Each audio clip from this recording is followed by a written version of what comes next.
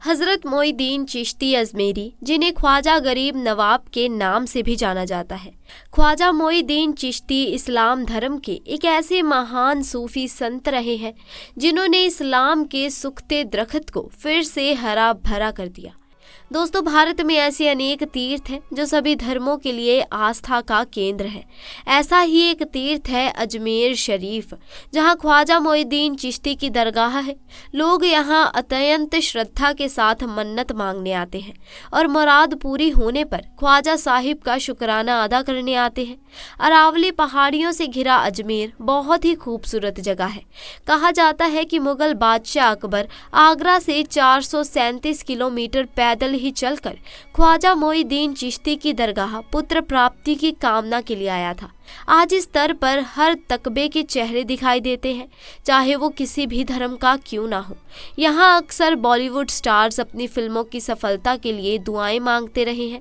अजमेर दुनिया भर में प्रसिद्ध ट्रैवल डेस्टिनेशन है। यहाँ स्थित सूफी संत ख्वाजा मोइनुद्दीन चिश्ती की दरगाह पर हर साल हजारों लोग दुआ करने आते हैं और अपने गमों को दूर करने आते हैं। सूफी संत 1192 में फारस से अजमेर आए और 1236 में यहाँ उनकी मृत्यु हो गई। उनकी कब्र सूफीवाद के सबसे महत्वपूर्ण धार्मिक स्थलों में से एक है। दोस्तों, गरीब नवाब के करामात ने हजारों हिंदुओं की जिंदगी बदल दी। कुदरत का ये करिश्मा अजमेर शरीफ की दरगाह में पेश आया। ये राजस्थान का एक बहुत बड़ा शहर है और इस शहर के मशहूर होने की वजह हज़रत ख्वाजा मोइनुद्दीन चिश्ती अजमेरी रहमतुल्लाहि अलैह हैं। एक वक्त था जब अजमेर में हिंदुओं का एक बहुत बड़ा मंदिर था और ये मंदिर सिर्फ राजा और रानियों की इबादत के लिए खास था।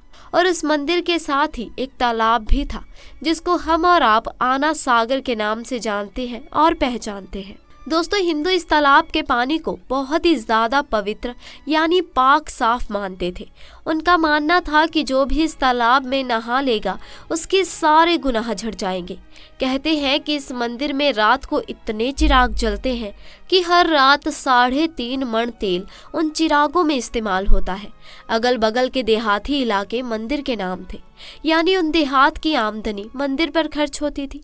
उस मंदिर में हजारों लोग रहते थे जिनका काम आने वालों की सेवा और देखभाल करना था कि कौन सा खुदा बेटा देता है, कौन सा देवता सेहत और तंदुरुस्ती का मालिक है और किस मूर्ति की पूजा से दौलत की बारिश होती है। हजरत ख्वाजा गरीब नवाब रहमतुल्लाहि अलैह उस मंदिर के पास चले गए और आना सागर से कुछ दूरी पर चटाई बिछाकर अपनी मुरीदों के साथ बैठ गए और उसी वक्त अजान का वक्त हो गया। लिहाजा आप रहमतुल्लाहि अलैह ने हजरत कुतुबुद्दीन बख्तियार काकी रहमतुल्लाहि अलैह से अजान देने को कहा। अजमेर में अल्लाह की वादहीनियत और सल्लल्लाहु अलैहि वसल्लम की रिसलत का ये पहला इल्म था। वो लोग इस्लाम को नहीं जानते थे कि इस्लाम क्या है। चुनाचे अजान की आवाज़ सुनकर वो हैरान हो गए और अपने घर से निकल आए। सब मुसाफिरों ने आना सागर के पानी से वजू किया और नमाज पढ़ना शुरू किया। सब हिंदू हैरान रह गए कि सब भगवान तो अंदर हैं, तो फिर ये लोग किस भगवान को पुकार रहे हैं। जब शाम हुई तो राजा की ऊँट जो दिन में चरने के लिए गए हुए थे अपने चरवाहों के साथ वापस आने लगे। इत्तेफाक से जहाँ ख्वाजा गरीब नवाब रहमतुल्लाहि अलैह अपने साथियों के साथ बैठे हुए थे, वो जगह राजा की ऊँटों के बैठने की जगह थी। चरवाहों ने ख्वाजा गरीब नवाब रहमतुल्लाहि अलैह से कहा, उठो बाबा, ऊँटों के बैठने की जगह खाली करो। आप रहमतुल्लाहि अलैह ने फरमाया कि इतना बड़ा मैदान पड़ा है, ऊँट तो कहीं भी बैठ सकते हैं, क्यों मुसाफिरों को तंग करते हो। लेकिन वो ना माने और जिद कर रहे थे कि ऊँट इसी जगह पर बैठेंगे। आखिर उन्होंने बहुत बदतमीजी से कहा, ये राजा के ऊँटों के बैठने की जगह है और इधर राजा के ऊँट ही बैठेंगे, तुम लोग कहीं और डेरा लगाओ। आखिर आप रहमतुल्लाहि अलैह ने उठते हुए हजरत कुतुबुद्दीन बख्तियार काकी रहमतुल्लाहि अलैह से फरमाया, उठो कुतुबुद्दीन, ये कह रहे हैं कि ऊँटों के बैठने की जगह है, चलो ऊँट ही बैठे रहेंगे। ये कहकर आप रहमतुल्लाहि अलैह अपने साथियों के साथ वहां से उठ गए। अगली सुबह जब ऊँटों को चराने का वक्त आया और उनको चराने के लिए जाने लगे। तो चरवाहों ने ऊँटों को उठाना चाहा, लेकिन पता नहीं वो ऊँट तो उठने के काबिल ही नहीं थे।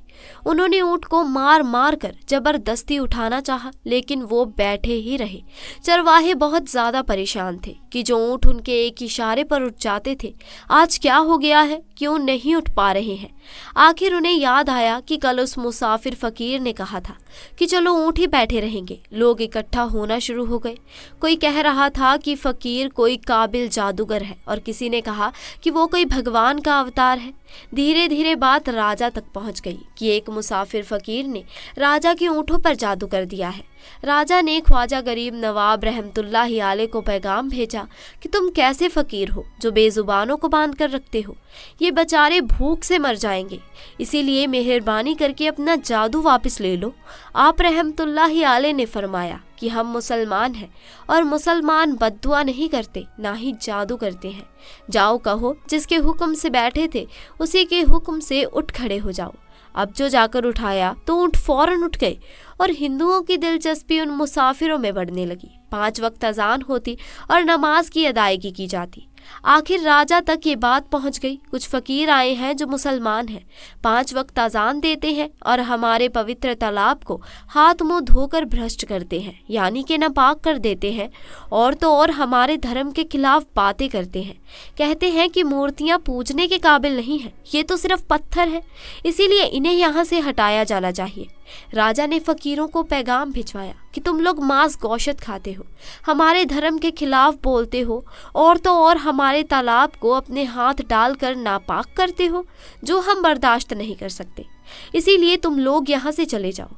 आप रहमतुल्लाहि अलैह ने फरमाया कि और भी तो दुनिया आती है, हमारे पानी पी लेने से कौन सी कमी आ जाएगी। लेकिन वो कहने लगे कि वो सब हमारे अपने धर्म के लोग हैं और तुम दूसरे धर्म के हो।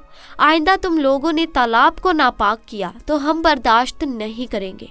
आप रहमतुल्लाहि अलैह ने हज़रत कुतुबुद्दीन बख्तियार काकी रहमतुल्लाहि अलैह से फरमाया, कुतुबुद्दीन, शायद ये लोग आइंदा हमारे पानी पी लेने पर कोई लड़ाई झगड़ा करेंगे। जाओ एक मुश्किजा पानी ले आओ ताकि ज़रूरत के वक्त कुछ तो पानी मौजूद हो। लिहाजा हज़रत कुतुबुद्दीन बख्तियार काकी रहमतुल्लाहि अलैह ने उनसे फरमाया, चलो हम मुश्किजा भर लेते हैं। वो इस शर्त पर मान गए कि तुम्हारा जिस्म पानी से छूना नहीं चाहिए। हज़रत कुतुबुद्दीन बख्तियार काकी रहमतुल्लाहि अलैह तालाब की सीढ़ियों पर जाकर बैठे और मुश्किजा पानी में डुबो दिया। जब वो भर गया तो हज़रत कुतुबुद्दीन बख्तियार काकी रहमतुल्लाहि अलैह ने वो मुश्किजा ऊपर खींचा, लेकिन जैसे ही मुश्किजा पानी से बाहर निकाला, आना सागर का पानी सूख चुका था। ऐसा लग रहा था कि आना सागर का सारा पानी मुश्किजा में बंद हो गया था। आना सागर का सूखना था कि पूरे अजमेर में कोहराम मच गया।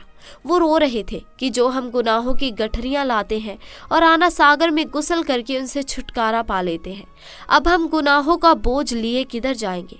सारे इलाके में खबर फैल गई कि मुसाफिर फकीर ने जादू के जोर से आना सागर को सुखा दिया। राजा ने जब ये सुना तो वो बहुत परेशान हो गए। उसने अपने वजीरों को बुलाया। सबने यही कहा कि फकीर या तो कोई जादूगर है या फिर वाकई में कोई कामिल फकीर है। साथ ही वो परेशान हुए कि अजमेर की रौनक तो थी ही आना सागर के दम से, इसी वजह से तो लोग दूर दूर से अजमेर आते थे और अपना ईमान ताज़ा करके लौटते थे। आना सागर के सूख जाने से हिंदू धर्म के प्रचार को बहुत बड़ा धक्का लगा और ये बहुत ही हैरान करने वाली बात थी। आखिर तय किया गया कि फकीर से बात की जाए, आखिर वो चाहता क्या है। अगर उसकी कोई ज़रूरत खाने पीने की चीज़ है तो हम मान लेंगे, या फिर सब मर्द औरतें और बच्चे जाकर फ़कीर को मनाएंगे कि लोगों को परेशानी से बचा लीजिए और हम पर रहम कीजिए। हम पाप का बोझ उठाए किधर जाएं और कैसे सुकून पाए। ये काम ज़्यादा आसान था। लिहाजा सारे लोग बाबा साहिब रहमतुल्लाहि अलैह के पास आए और बोले, बाबा तुम भी वज़ू कर लिया करना, लेकिन भगवान के वास्ते हमारा आना सागर हमें लौटा दो। आप रहमतुल्लाहि अलैह ने हज़रत कुतुबुद्दीन बख्तियार काकी रहमतुल्लाहि अलैह से फरमाया, जाओ हज़रत कुतुबुद्दीन, मुश्किजा वापस तालाब में डाल दो। जैसे ही मुश्किजा तालाब में उल्टा गया तो आना सागर किनारों तक उछल आया। उस पानी ने कई दिलों को ढो डाला। हिंदू कौम की अपनी तारीखी किताबों में भी हिंदू इतिहासकार इस बात को मानते हैं कि उस शाम 32,000 हिंदू कलमा पढ़कर मुसलमान हुए थे। उन हिंदुओं के मुसलमान हो जाने से हिंदू पंडितों और आम हिंदुओं में भी गम और गुस्से का तूफान उठ खड़ा हुआ और वो सोच रहे थे कि फकीर अगर कुछ दिन और इधर रुका तो देवी देवताओं का तो नाम लेने वाला कोई नहीं होगा। लिहाजा लोगों ने राजा को मजबूर किया कि जल्द से जल्द कुछ किया जाए। राजा ने मंदिर के बड़े पंडित रामदेव को बुलाया और उसे बाबा साहिब रहमतुल्लाहि अलैह से मुकाबला करके जल्द से जल्द उन्हें हराने को कहा और अजमेर से बाहर निकाल देने का हुक्म दे दिया। रामदेव अपने वक्त का माना हुआ पंडित था, जिसके इल्म में काबिलियत थी। दूर दूर तक उसके इल्म की धूम मची हुई थी। उसने राजा को यकीन दिलाया कि जल्द ही राजा को कोई अच्छी खबर सुनाएगा। रामदेव बाबा साहिब रहमतुल्लाहि अलैह के पास आया और उल्टे सीधे सवालात करने शुरू कर दिए। बाबा साहिब रहमतुल्लाहि अलैह चुप रहे। जब रामदेव हद से बढ़कर शोर मचाने लगा तो बाबा साहिब रहमतुल्लाहि अलैह ने उसकी तरफ आंख उठाई और मुस्कुराकर फरमाया कि रामदेव, तू शोर मचा रहा है पर मैं तेरे माथे पर ईमान का नोट चमकता देख रहा हूँ। इस निगाह और इस लहजे में न जाने क्या जादू था कि रामदेव कदमों में गिर गया और रोते हुए बोला, बाबा, जिस धर्म के तुम हो उसी धर्म में मुझे भी शामिल कर लो। जो खरीदने आया था वो खुद बिक चुका था, जो जीतने आया था वो हार चुका था। पंडित रामदेव खुद ख्वाजा गरीब नवाब रहमतुल्लाहि अलैह के हाथों पर मुसलमान हो चुका था। सुभान अल्लाह।